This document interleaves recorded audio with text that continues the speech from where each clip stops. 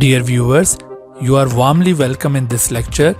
Kindly subscribe this channel and also press the bell icon below so that you could be notified about any new video from Biology Guardian. Thank you.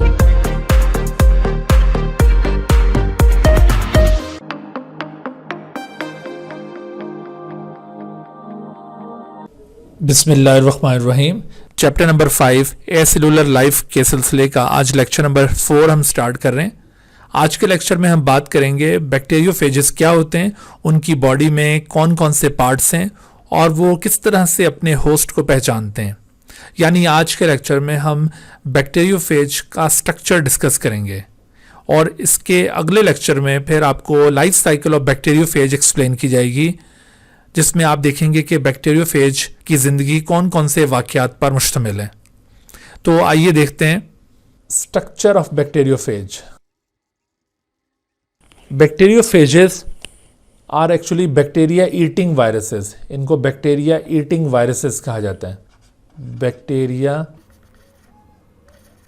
Eating viruses असल में ये bacteria के ऊपर attack करते हैं। Bacteria खुद हमारे ऊपर अटैक करते हैं और ये वायरस बैक्टीरिया के ऊपर अटैक करते हैं। तो इस वजह से इन्हें क्या कहते हैं, bacteria eating viruses. Bacteriophage term का मतलब होगा बैक्टीरिया ईटिंग वायरसेस। फेज कहते हैं ईटर को, ईटर खाने वाले को, ठीक है। तो bacteriophages means bacteria eating viruses.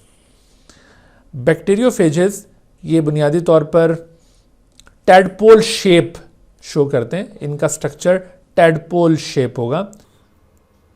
They are actually tadpole shaped viruses. Tadpole shape का मतलब है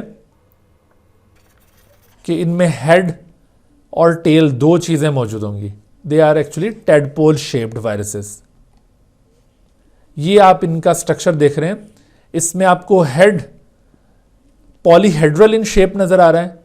ये इसका हेड है जो कि पॉलीहेड्रल इन शेप है, जबकि इसके नीचे इनकी ये टेल नज़र आ रही है which is helical in shape.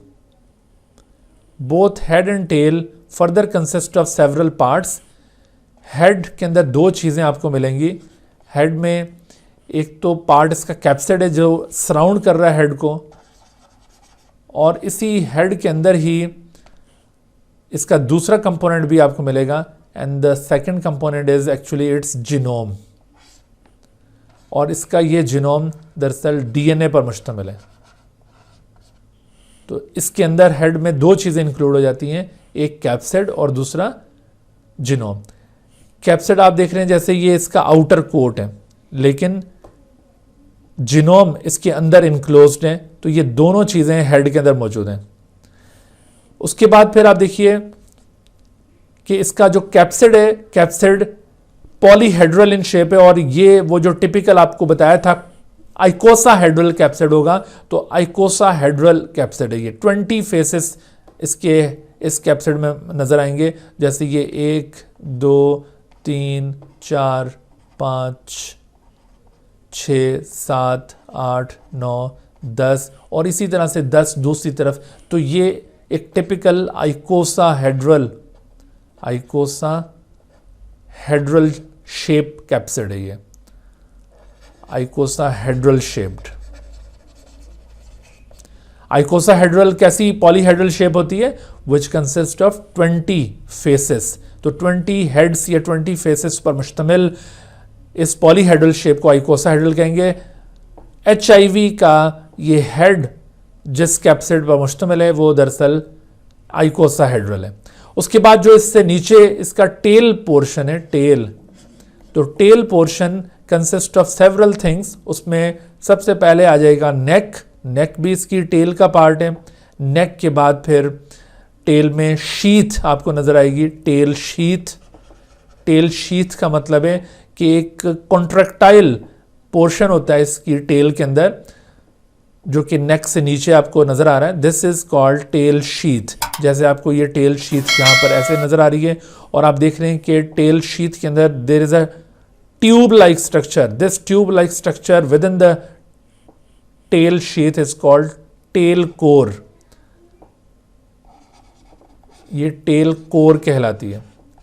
वैसे तो कोर हम इनर कंटेंट्स को कहते हैं ना, जैसे डीएनए इसका कोर कंपोनेंट है, लेकिन यहाँ पर ये जो टेल के अंदर ट्यूब लाइक स्ट्रक्चर आपको नजर आ रहा है, नीडल लाइक स्ट्रक्चर नजर आ रहा है, this portion is also known as tail core. At the bottom of this tail core there is an enzyme, जिसका भी हमने जिक्र किया था, वो यहाँ पर at the bottom of the tail core ये एंजाइम मौजूद होगा। This enzyme is known as lysozyme. Lysozyme is situated at the base of the tail core. Lysozyme ये दरअसल बैक्टीरियल सेल वॉल को डाइजेस्ट करने वाला एंजाइम है, bacterial cell wall digesting enzyme. This is bacterial cell wall digesting enzyme.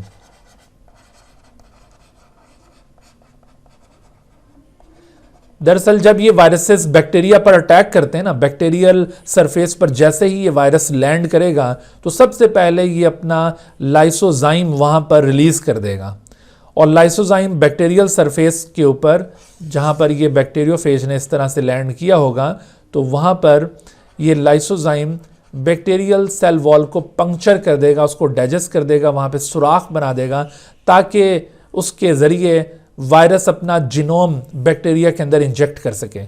अच्छा, आप ये याद रखो, ये लाइसोजोम नहीं है। आपने इससे पहले सेल ऑर्गेनल्स में लाइसोजोम पढ़ा है, तो ये लाइसोजाइम है। इसको ज़रा केयरफुली आपने याद रखना है, कई दफ़ा यहाँ पर मिस्टेक हो जाती है, तो लाइसोजाइम लिखते हुए लाइसोजोम लिख देते हैं। अगर ऐसा हुआ तो ये गलत हो जाएगा, ये लाइसोजाइम है। और दूसरी अहम बात लाइसोजाइम के मुतालिक ये याद रखिए कि लाइसोजाइम हमारे ह्यूमन बॉडी के अंदर भी मौजूद है। हमारा जो टीयर फ्लूइड है, आइज के अंदर टीयर फ्लूइड, आंसू, ठीक है, और इसके अलावा हमारे स्लाइवा और हमारे नेजल फ्लूइड के अंदर भी लाइसोजाइम प्रेजेंट होता है। यहाँ पर ये लाइसोजाइम हमारे बॉडी के अंदर क्या करता है, हमारे बॉडी में मौजूद इन फ्लूइड्स के अंदर ये लाइसोजाइम किसी भी किस्म की बैक्टीरियल एंट्री को यहाँ से ब्लॉक करता है। आप जानते हैं कि हमारी आइज़ भी हर वक्त बैक्टीरिया के सामने एक्सपोज्ड होती हैं, हमारा ये जो माउथ है, ओरल कैविटी, ये भी एक्सपोज्ड है बैक्टीरिया के सामने, और नेज़ल कैविटी, यहाँ से भी बैक्टीरिया की फ्रीक्वेंट एंट्री होती रहती है। तो इसी वजह से यहाँ पर इन फ्लूइड्स के अंदर लाइसोजाइम मौजूद है, ताकि जब भी कोई बैक्टीरिया यहाँ से दाखिल होने की हिम्मत करें तो उनको उनकी खातिर तवाज़ा यहाँ पे ही कर दी जाए, उनको अंदर आने ना दिया जाए। तो ये लाइसोजाइम इसी पर्पस के लिए इस जगह पर मौजूद है, ठीक है। लाइसोजाइम यहाँ पर जो हम डिस्कस कर रहे हैं, ये बैक्टीरियोफेज का लाइसोजाइम है, जिसने बैक्टीरियोफेज को बैक्टीरियल सेल में एंटर होने में हेल्प करनी है। उसके बाद आप देखिए नेक्स्ट कंपोनेंट, इसमें आपको एक बेसल प्लेट नज़र आ रही है, जिसे बेस प्लेट या बेसल प्लेट कहा जाता है, या एंड प्लेट भी इसे कहते हैं। This basal plate is present at the bottom of the tail. बिल्कुल टेल की बॉटम के अंदर ये बेसल प्लेट मौजूद होगी। बेसल प्लेट के ऊपर आपको दो चीजें यहां पे नजर आएंगी।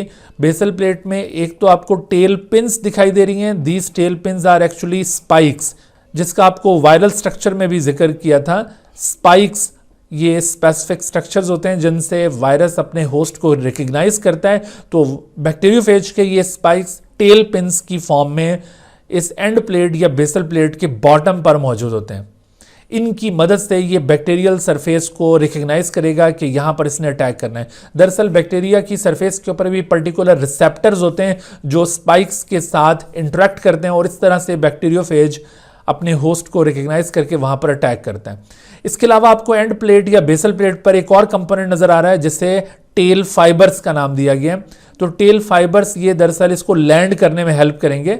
जब ये अपने होस्ट के ऊपर लैंड करता है तो with the help of its fibres ये वहां पर लैंड करेगा। तो इस तरह से आप देखिए कि ये बैक्टीरियोफेज का स्ट्रक्चर आपके सामने है, जिसमें हेड से लेकर नीचे ये टेल का जो सारा पोर्शन है वो सब का सब कैप्सिड कहलाएगा, सिवाय हेड के अंदर मौजूद जीनोम के, जो कि इसका कोर कंटेंट है। बाकी सारे का सारा पोर्शन प्रोटीन पर मुश्तमिल है। तो बैक्टीरियोफेज की बॉडी सिर्फ दो ही चीज़ों की बनी हुई है, एक प्रोटीन और दूसरा डीएनए। कोई तीसरा मॉलिक्यूल बैक्टीरियोफेज के पास नहीं है। ठीक है जी, ये आपको स्ट्रक्चर क्लियर हो गया। अब हम आते हैं लाइफ साइकिल ऑफ बैक्टीरियोफेज पे। Dear viewers, thank you for watching this video. If you have not subscribed this channel, Kindly subscribe it and also press the bell icon below so that you could be notified about any new video lecture from Biology Guardian. And also do not hesitate to ask any question regarding this lecture. My contacts are shown on the screen. Thank you once again.